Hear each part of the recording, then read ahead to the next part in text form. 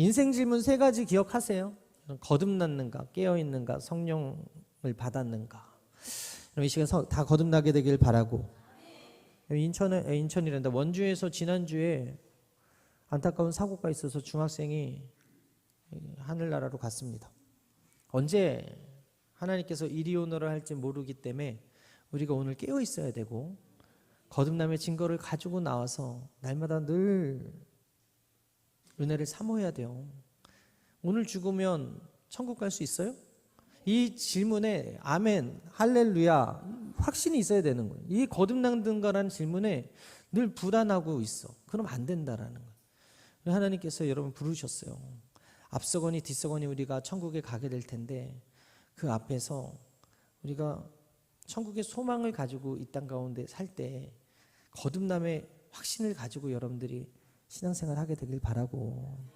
깨어있지 않으면 안 된다. 지금 영적으로 다 어두워 있어서 무엇이 중요하고 무엇이 중요하지 않은지를 알지 못하고 분별하지 못하는 이런 시대 가운데 이 세대를 본받지 말라 그러잖아요.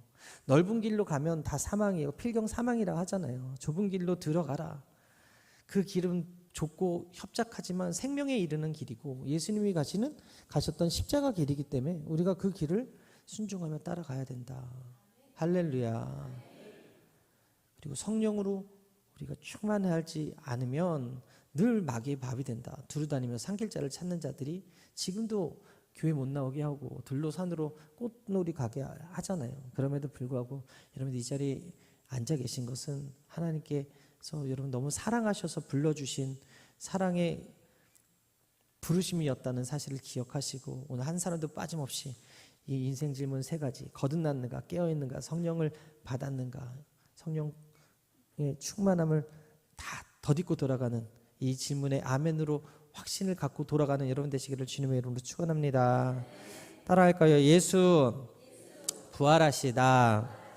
지난주에 이어서 두 번째로 부활에 대한 설교를 함께 나누겠습니다. 고린도 교회는요, 다양한 배경의 사람들이 모였어요. 우리 교회도 다양한 출신의 배경의 분들이 모여서 앉아서 예배 드리듯이 이 교회란 장소가 그런 곳 같습니다.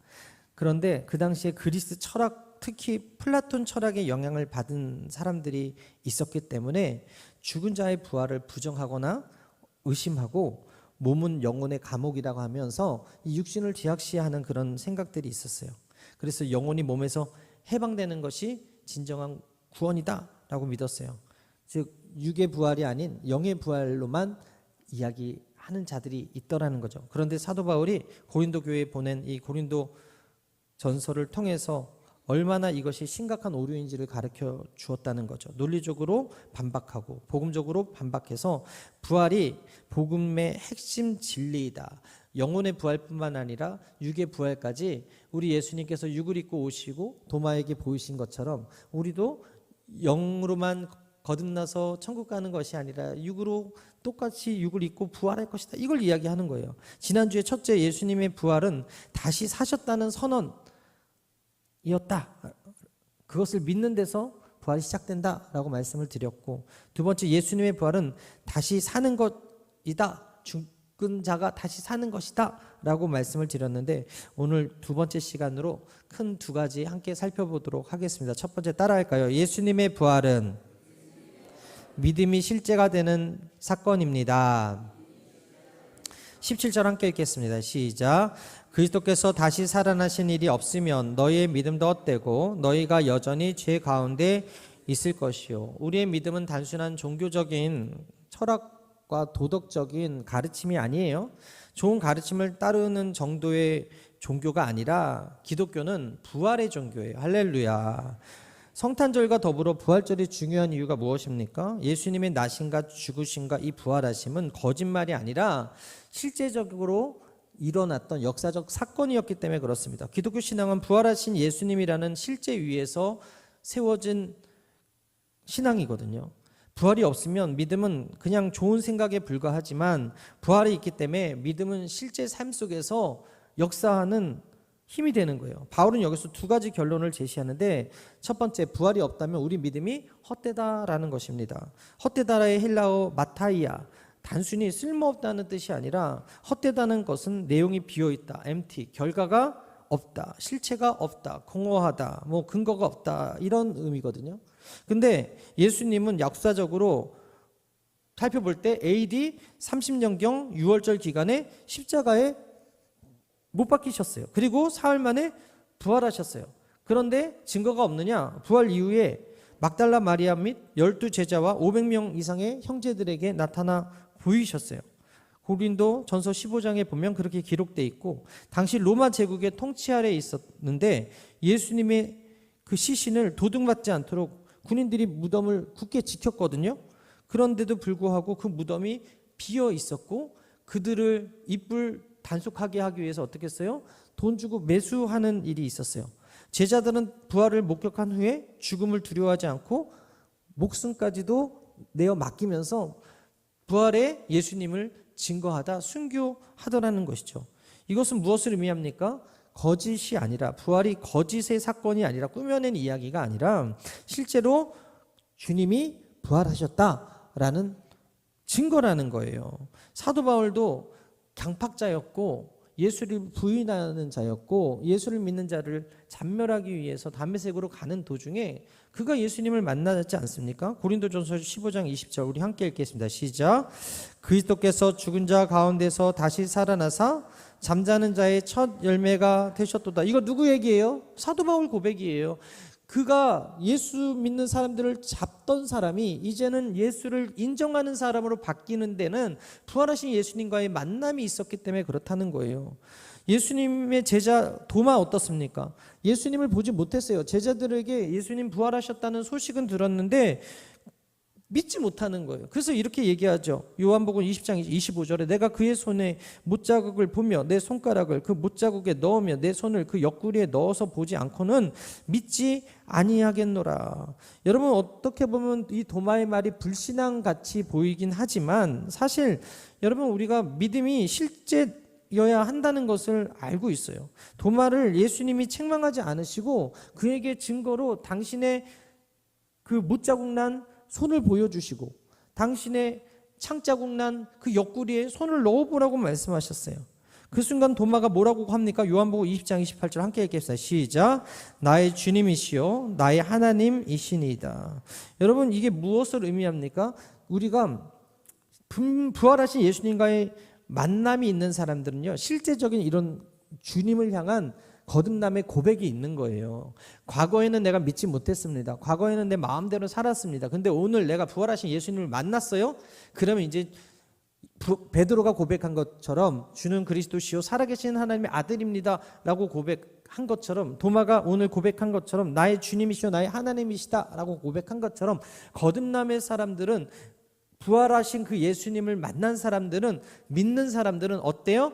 그분이 예수 그리스도가 하나님의 아들이시고 나의 구세주시며 나를 천국까지 인도하실 분이심을 믿는 거예요. 할렐루야. 어쩌면 우리가 도마 때문에 믿지 않는 자들이 더 확실한 부활의 증거로서 예수를 믿게 된 거거든요. 여기서 예수님 만난 사람 없잖아요. 눈으로 본 사람 없잖아요. 근데 이미 도마가 만났고 도마가 느꼈고 만졌고 경험을 하고 나서 그가 내린 결론이 뭐예요? 예수님 부활하셨다예요. 예수님이 하나님의 아들이 되셨고 사망 권세 이기시고 다시 사셨다. 이것을 자기가 보고 만지고 경험한 것을 그렇게 고백하고 있는 거예요. 근데 예수님이 뭐라 그러셨어요? 너는 보고서 믿느냐? 보지 않고 믿는 자가 복되다. 지금 우리가 예수님을 보지 않고 믿고 있어요. 그렇기 때문에 저와 여러분들이 복되다는 거 아니겠어요? 할렐루야. 여러분, 많은 믿는다고 하는 분들이 믿음을 감정으로 이해를 해요. 그래서 예배 중에 감동이 있으면 믿음이 있는 것 같고 감동이 없으면 믿음이 약해진 것 같다고 느껴요. 그런데 바울이 말하는 이 믿음은 부활이라는 이 역사적 사실 위에 세워진 믿음이기 때문에 우리가 당장 이 눈에 보이지 않고 느껴지지 않고 감동이 오지 않고 그래도 역사적 사실이여 이 부활이 내 믿음의 실제가 되는 순간 우리 삶에 감동이 임하는 거예요. 할렐루야. 여러분, 비행기 탈 때 우리는 비행기 원리를 완전히 이해하지 못해도 비행기가 있는 것을 알아요. 그리고 그 비행기가 나를 그 목적지까지 안전하게 데려다 줄 것을 믿기 때문에 어떻게 해요? 그 비행기를 타는 거 아니에요. 예전에 사람들은요, 1950년대까지 비행기가 없던 시절에 지구는 가만히 있고 천체가 움직인다는 이 천동설을 믿었어요. 그런데 이 지동설, 즉 지구가 움직인다라는 그 이론을 본격적으로 믿게 된 게 니콜라우스 코페르니쿠스가 1543년에 책을 하나 냈는데 그 책이 뭐냐면 천구의 회전에 관하여라는 책이거든요. 그래서 태양을 중심으로 행성이 움직이고 있다라는 이 이론의 책이었어요. 사람들이 그것에 관심을 갖게 되었고 17세기 초반에 갈릴레이가 망원경을 발견해서 금성을 보고 목성을 보니까 이 금성과 목성 주변에 위성이 움직이는 것을 관측을 한 거예요. 그래서 모든 것이 지구 주위로 돈다라는 잘못된 생각을 발견하게 된 거죠. 그리고 케플러라는 사람이 행성이 완전한 원이 아니라 타원 궤도로 이렇게 돌아가고 있다라는 것을 발견하게 되고, 여러분들이 아는 그 물리학의 그 중력의 법칙을 발견한 뉴턴이라는 사람이 뭐예요? 만유인력과 운동 법칙으로 인해서 왜 행성이 그렇게 움직이고 있는가, 그리고 왜 지구가 둥근가에 대해서 설명해서 이 지동설이 단순히 그냥 아이디어와 이론이 아니라 강력한 과학적 사실적 이론으로 믿어지고 있잖아요. 실제로 58년 전에 1968년 유인 우주선으로 처음으로 달을 일주한 아폴로 8호가 유나 떠들지 마세요. 아폴로 8호가 우주에 나가서 달의 사진을 찍었습니다. 그래서 그 1960년도에 그때부터 확실하게 지구가 둥글구나를 알게 되었고, 최근에 유인 탐사선 아르테미스 2호가 또 나가서 달에서 바라본 또 지구를 찍어 보냈고, 일론 머스크의 스페이스X가 화성에 인류를 보내는 프로젝트를 하고 있는 것을 보면 이제 천동설을 믿는 사람은 거의 없죠. 지동설, 즉 지구가 움직이는 것을 믿지 천체가 그냥 스스로 움직인다는 것을 믿는 사람은 거의 없다라는 거예요. 여러분, 그래서 태어난 동요가 어렸을 때 불렀던 앞으로 아니에요? 앞으로 지구는 둥그니까 자꾸 걸어 나가면 온 세상 어린이들 다 만나고 오겠지. 이 노래 다 배우셨잖아요.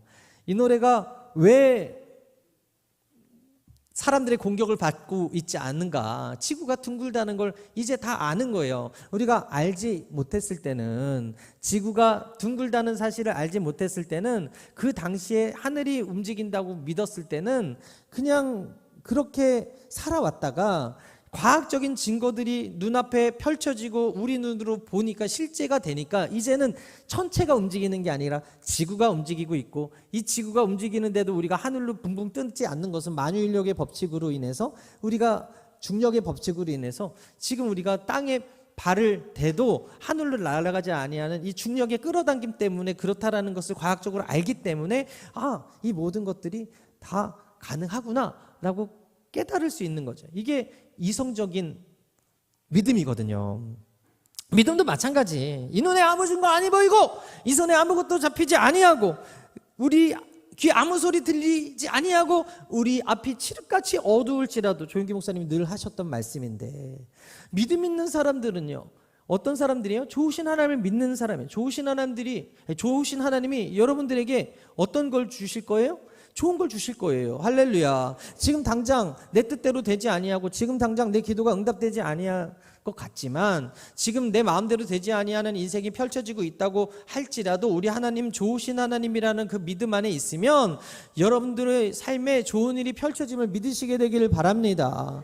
그리고 오늘 우리가 죽어도 좋은 곳 천국으로 주님께서 인도해 주시라는 확실한 믿음을 가지고 여러분들이 오늘을 살아내게 되기를 바랍니다. 여러분, 이게 부활하신 예수님이 실제로 존재하시고 실제로 우리를 구원할 수 있다는 사실이 우리 믿음을 갖는 것이 중요해요. 그 사실 위에 치필레라는 그 버거가 있어요, 미국에. 저는 한 번도 못 먹어봤는데 꼭 먹어보고 싶은데 우리나라에 안 들어와.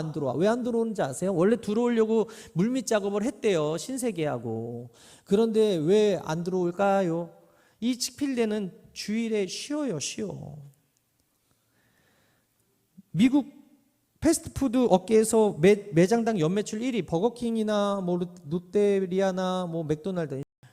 이 직필대가 이 회장의 그 창업 이념이 뭐냐면 주일은 반드시 쉰다였거든요. 그래서 평균 매장 매출이 120억이고 맥도날드보다 2배 이상. 근데 이 회사는 주일날 1년에 52주를 문을 닫아요. 포기한 거죠.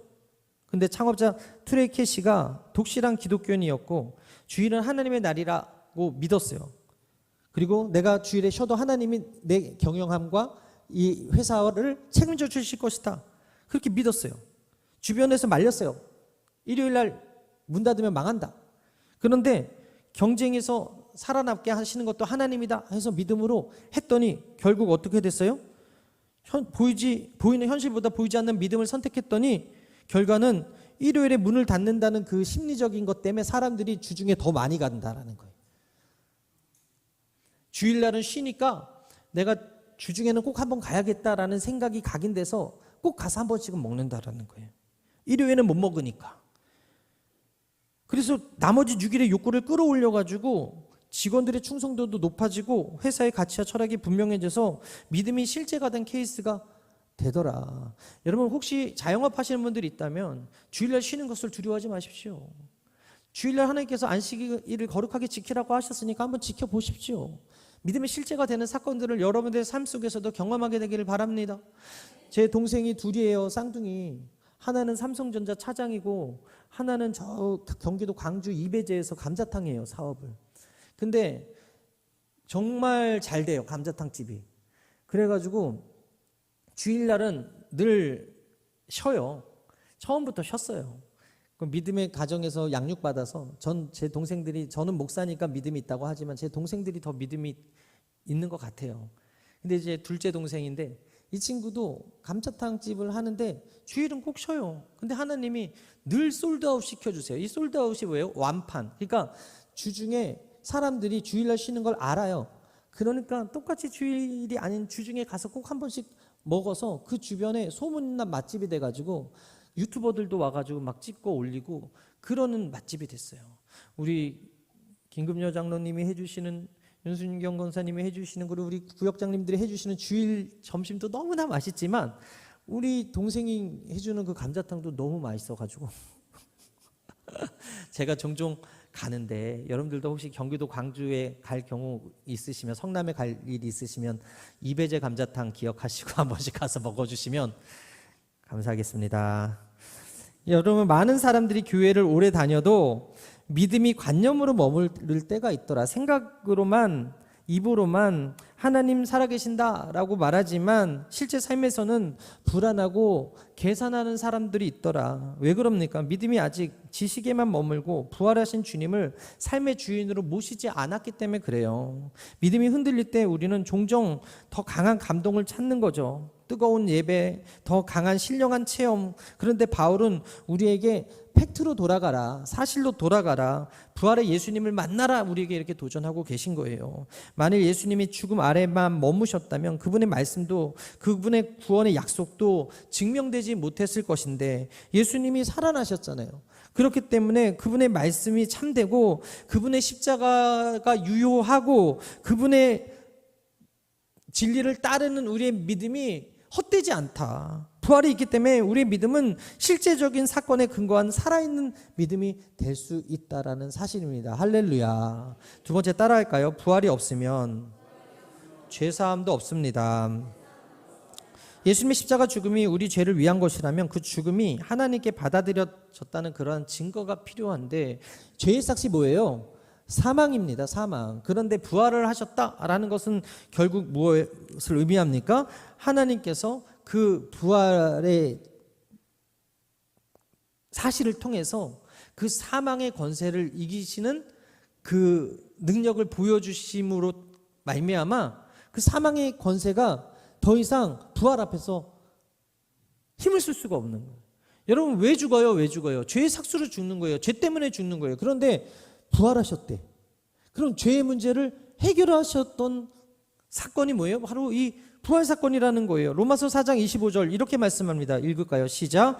예수는 우리가 범죄한 것 때문에 내줌이 되고 또한 우리를 의롭다 하시기 위하여 살아나셨느니라. 법정에서 판사가 피고가 묻고가 있고 무죄하다고 할 때 그 말이 단순한 말이 아닙니다. 이 판사봉을 들고서 이렇게 선언하고 선포하면 법적인 효력을 가져서 그 피고가 어때요? 자유인이 되는 것처럼 마찬가지 예수님의 부활도 죽음과 사망의 권세에서 살리심을 우리에게 보여주셨다. 이것은 속죄가 완전하다. 이 죄사함이 완전하다. 그의 죽음으로 말미암아 그를 믿는 모든 자들의 죄가 사해졌다라는 위대한 선언이 된다는 거예요. 할렐루야.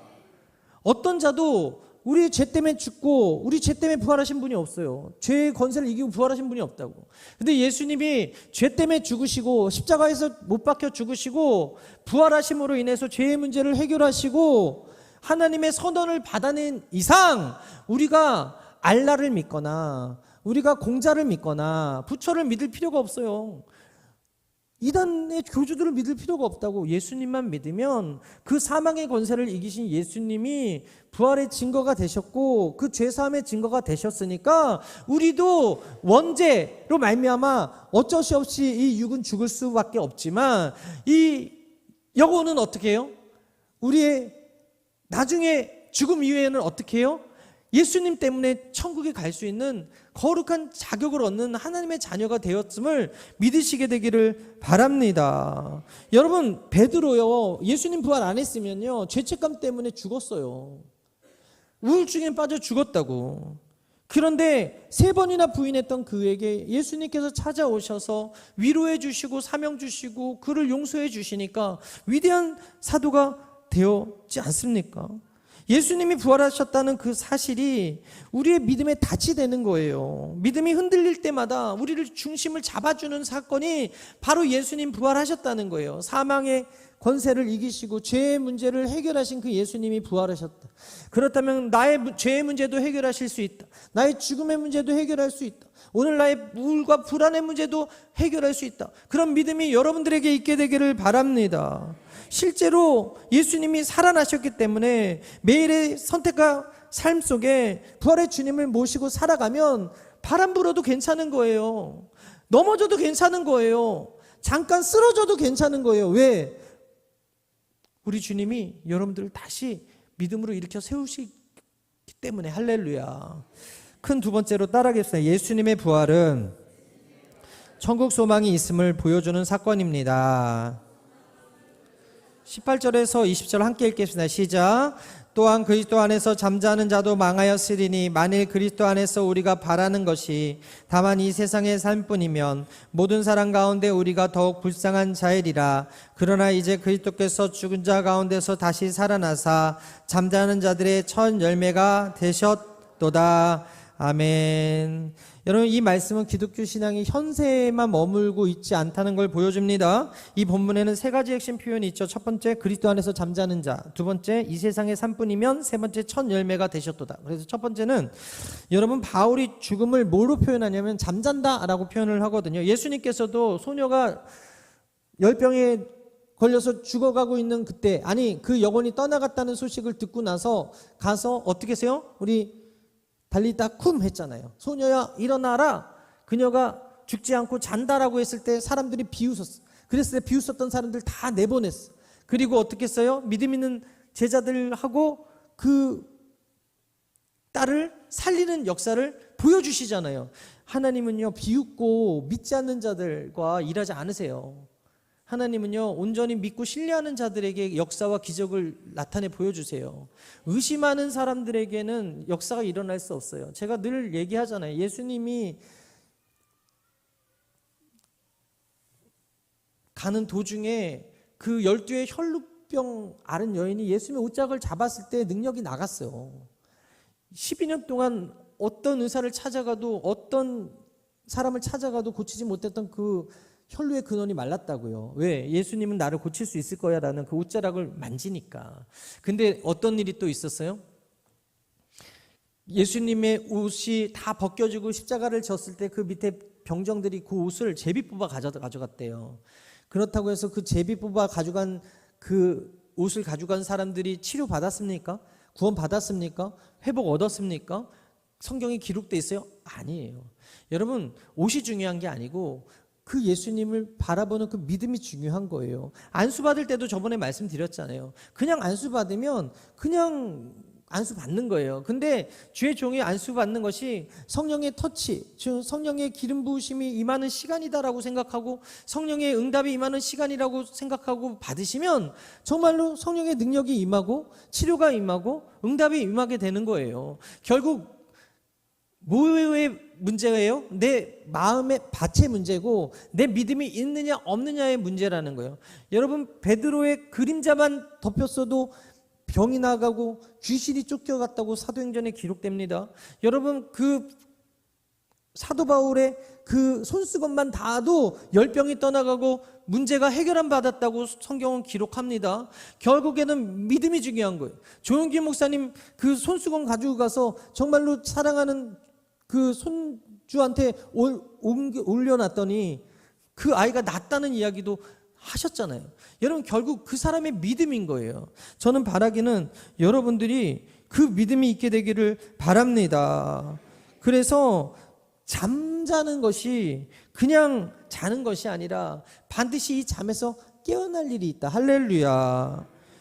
잠든 사람은 깨어나잖아요. 예수님이 첫 열매가 되셨기 때문에 그분 안에 죽은 자들은 망한 것이 아니라 하나님의 때에 다시 일어날 자들이고, 그래서 그리스도 안에서 죽은 성도들은 잠잔 것이고 반드시 깨어날 것이라는 믿음을 여러분들이 갖고 그 부활의 소망을 갖고 오늘 하루를 살아가게 되기를 바랍니다. 두 번째로 이 세상의 삶뿐이 아니라는 거예요. 이 세상의 삶뿐이 아니다. 저 세상의 삶도 있다라는 거예요. 여러분, 예수 믿고 복 받고 형통한 것만이 전부라면 바울의 고백대로 여러분 정말 불쌍한 사람들이죠. 왜? 주일날 자지도 못하고 쉬지도 못하고 이곳에 나와서 앉아있는 게 곤욕일 수도 있잖아요.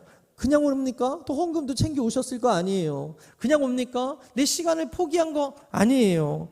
왜냐하면 신앙은 고난을 요구하고 자기 부인을 요구하고 십자가의 길도 요구하기 때문에 어떻게 보면 바울이 봤을 때 부활이 없으면 가장 이 세상이 끝이면 정말 이 세상 끝나고 다 먼지로 가버리면 제일 불쌍한 게 예수 믿는 사람들일 거예요. 그럼에도 불구하고 그 부활의 소망을 가지고 나온 여러분들이 복된 이유는 부활이 사실이기 때문에 이 세상의 삶이 끝이 아니라 저 세상의 삶도 있기 때문에 할렐루야.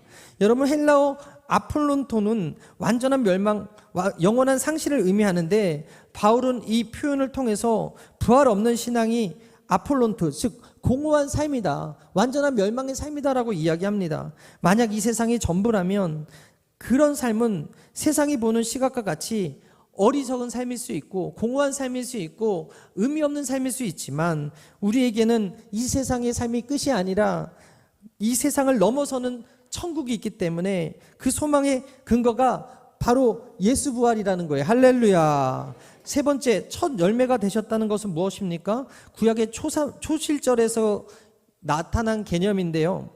이스라엘 농부들이 추수가 시작할 때 첫 열매를 하나님께 드렸어요. 첫 열매는 두 가지 의미인데 첫 번째가 뭐예요? 이제 추수해도 되겠다. 첫 열매가 익었다는 것은 나머지 열매들도 곧 익을 것이다 라는 보증이고, 두 번째, 더 많은 열매가 추수가 되겠구나 라는 약속이죠. 예수님이 첫 열매가 되셨고 부활하셨다면 그 다음의 열매들도 똑같이 사망의 권세를 이기고 부활의 옷을 입고 부활해서 어디로 가요? 예수님 계신 그 천국으로 갈 수 있는 자격을 얻게 되었다. 할렐루야. 어떤 사람들은 천국을 믿는 것을, 천국을 바라고 사는 것을 현실 도피다, 회피다라고 얘기를 하지만, 힘든 현실을 외면하고 저 세상만 바라본다라고 하지만, 여러분, 성경은 우리에게 천국 소망만 이야기하지 않아요. 게으르게 살라고 하지 않아요. 오늘 성실하게 살라고 합니다. 주어진 시간을 선물로 받아들이고 최선을 다해 열심을 가지고 살라고 하죠. 성경이 말하는 천국 소망은 이 세상에서 성실하게 말씀에 따라서 순종하며 살아가는 거예요. 허투루 살지 않는 거예요. 여러분, 스데반이 죽음의 순간에 예수님을 봤어요. 그리고 돌에 맞아 죽는 것을 두려워하지 않았어요. 그러면서 사도행전 7장 59절에 보라, 하늘이 열리고 인자가 하나님 우편에 서신 것을 보노라. 그가 순교할 수 있었던 단 하나의 이유는 바로 천국의 소망이 있었기 때문에. 할렐루야. 우리가 예수 믿는 거, 우리가 예수 믿으면서 포기해야 되는 거, 우리가 예수 믿기 때문에 당하는 이 연단과 핍박은 우리가 감내할 수 있는 이유는 바로 천국이 있기 때문이다. 할렐루야. 스데반의 순교를 바라보던 한 청년, 그의 죽음을 마땅히 여겼던 한 청년이 바로 오늘 고린도에 편지 쓰고 있는 사도 바울 아닙니까? 바울이 이 편지를 쓰기 전에 얼마나 많은 고난을 겪었는지 고린도후서 11장에 이렇게 얘기합니다. 23절 이하에 그들이 그리스도의 일꾼이냐 정신없는 말을 하거니와 나는 더욱 그러하다. 내가 수고를 넘치도록 하고 옥에 갇히기도 더 많이 하고 매도 수없이 맞고 여러 번 죽을 뻔하였으니 유대인들에게 40에서 하나 감한 매를 5번 맞았고 3번 태장으로 맞고 1번 돌로 맞고 3번 파선하고 일주야를 깊은 바다에서 지냈으며.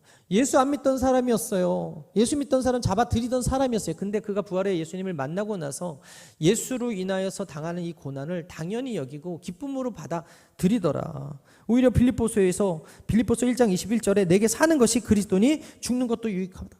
예수님 때문에 내가 당하는 고난 유익하고 예수님 때문에 죽는다면 그것조차 유익하다. 이렇게 변화되는 삶이 되더라. 바울의 이 담대함은요, 다메섹 도상에서 예수님을 만났고 부활의 소망을 가졌기 때문에 그렇고 이 세상의 삶의 끝이 아니라 천국의 소망이 있음을 알았기 때문에 그래요. 예수께서 부활하셨기 때문에 나도 부활할 것이다 라는 믿음이 있기 때문에. 할렐루야. 이 생의 삶의 끝이 아니라 죽음 위의 삶이 있음을 알았기 때문에. 여러분, 영국의 작가 C.S. 루이스가 이런 말을 했습니다. 천국을 가장 많이 생각한 사람들이 이 세상에서 가장 많은 일을 한다. 다시, 천국을 가장 많이 생각한 사람들이 이 세상에서 가장 많은 일을 했다. 실제로 찾아보니까 영국의 정치가 노예제 폐지의 아버지 윌리엄 윌버포스, 여러분, 수백만 명의 아프리카인들이 자유를 그 사람 때문에 얻었습니다. 노예 해방을 위해서 46년간 싸웠어요. 1833년 노예제 완전 폐지법이 통과된 것을 확인한 후에 사흘 만에 사명을 완수하고 천국으로 갔습니다. 두 번째, 미국의 목사이자 흑인 인권 운동의 지도자 마틴 루터 킹 주니어. 비폭력 저항 운동으로 미국의 인종차별에 맞서서 1963년 민권법, 1965년 투표권을 통과에 결정적인 역할을 한 인물입니다. 39세 젊은 나이에 결국 암살당했지만 그의 사역은 미국 사회 전체를 바꾸는 놀라운 획기적인 일이었고요. 또 사랑의 원자탄 손양원 목사님, 일제감정기에 신사참배를 거부하고 투옥되고 모진 고문을 받았어요. 1948년 여순 사건 때 두 아들 손동인, 손동신이 공산주의자들에게 순교당했어요. 그런데 손양원 목사님은 두 아들을 죽인 청년 안재선을 경찰에서 구출해서 양 아들로 삼았어요. 천국을 가장 많이 생각했기 때문에 원수를 양아들로 삼았다.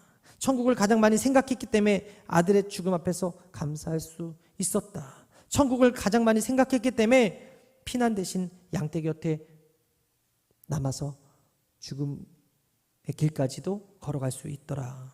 여러분, 천국 소망을 가진 사람들은요, 이처럼 인간이 할 수 없는 일을 가능하게 하는 거예요. 여러분, 오늘 밤 내가 죽어도 천국 갈 수 있다면 오늘 예수님 때문에 당하는 그 고난이 여러분 어떻게 보면 쉬운 거예요. 쉬운 거. 할렐루야.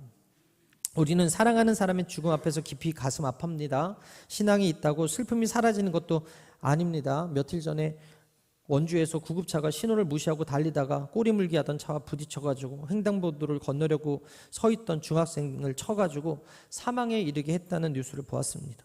그 중학생의 부모가 얼마나 허망하겠어요? 여러분, 잊지 마셔야 돼요. 죽음이 생각보다 가까이 있다. 언제 우리가 천국 가게 될지 모른다.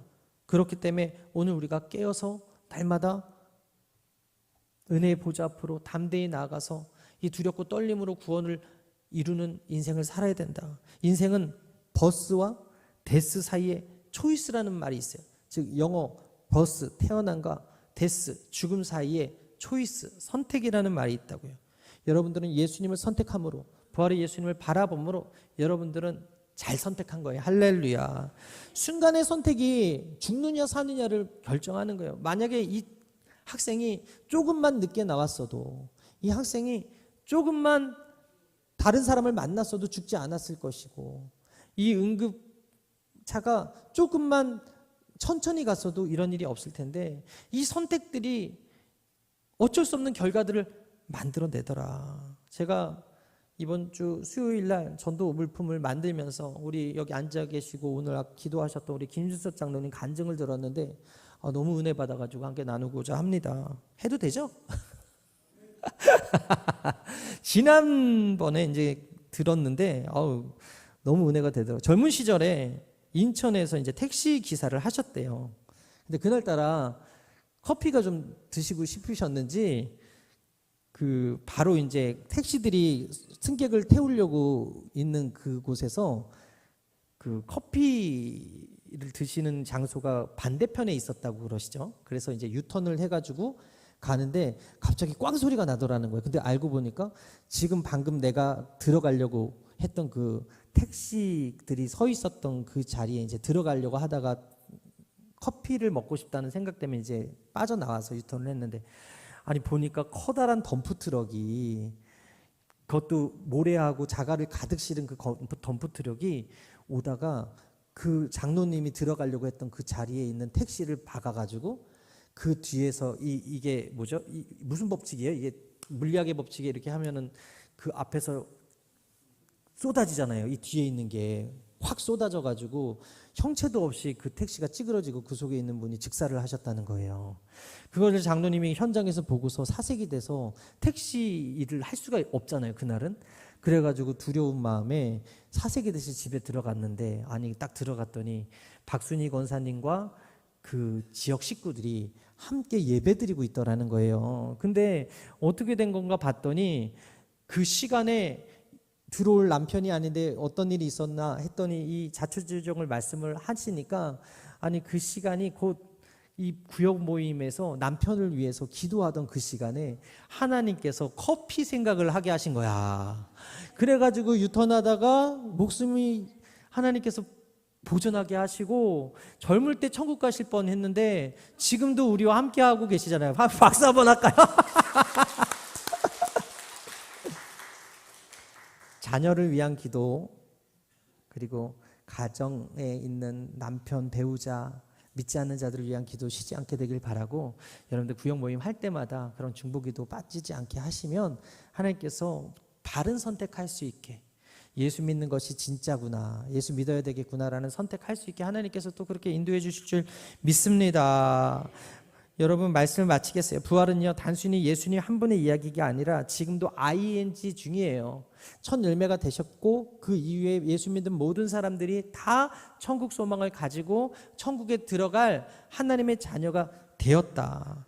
과거의 사건이 아니고 끝난 사건이 아니라 오늘 우리의 삶에 지금도 역사하는 사건이기 때문에 여러분, 부활의 주님을 마음판에 온전히 새기고 어떤 슬픔도 나가게 되기를 바랍니다. 신앙이 실제적인 삶이 되기를, 천국 소망을 잃지 않고 영원한 가치를 이루는 하루가 되기를 소망합니다.